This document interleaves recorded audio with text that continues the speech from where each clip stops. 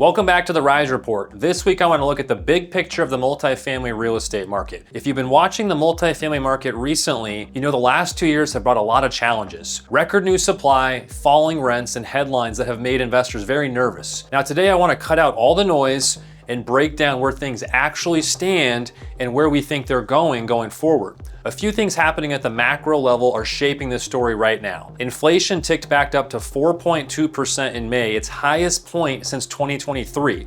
The US conflict with Iran pushed mortgage rates back above 6.5% almost overnight, right when they were just starting to come down. Tariffs on steel, aluminum, and copper have driven construction input costs up more than 12% this year alone. Now, for most people, that means home ownership is getting further out of reach, new apartments are getting more expensive to build, and renters are staying renters for longer. Nationally, the market just worked through the largest wave of new apartments built since the 1980s, and almost all of it was high-end luxury apartments. B-class communities, the well-located, mid-tier properties typically built between the 80s and early 2000s, have held up much better throughout this process. Nationwide, B-class vacancy sits around 5% compared to nearly 8% for luxury buildings, and rents on renovated B-class units have been growing around 5%. New construction has dropped more than 40% since 2023, which means less vacancy and concession pressure on multifamily real estate operators. Now, the Sun Belt region has been a high-growth part of the country for decades, but has experienced a massive wave of supply the past few years. That has led to falling rents, which hasn't been experienced in places that weren't hit by the big increase in supply. Dallas is one of the most talked about oversupply stories in the country.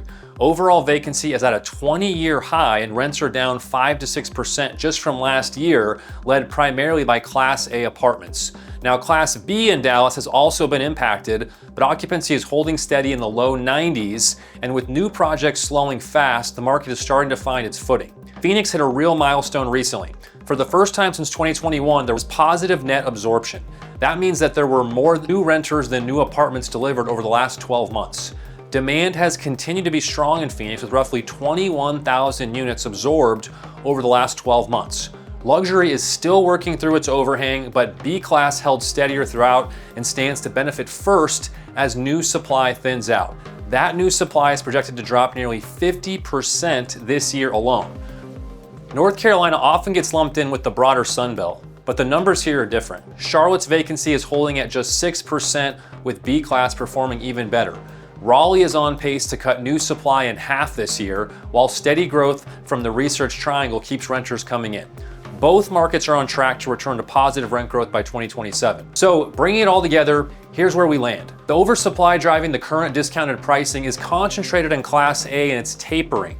Meanwhile, soaring construction costs, geopolitical uncertainty, and high mortgage rates are making new development harder to justify.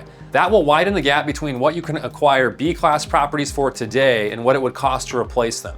That gap doesn't stay open forever, and the only ways it can close are construction costs going down or the price of the existing assets going up. At Rise 48, B-class apartments in Dallas, Phoenix, and North Carolina are exactly what we focus on, and we think the setup right now is as strong as it's been in years. We'll keep tracking it and sharing what we see. I'm Zach with Rise 48, and we'll see you next week.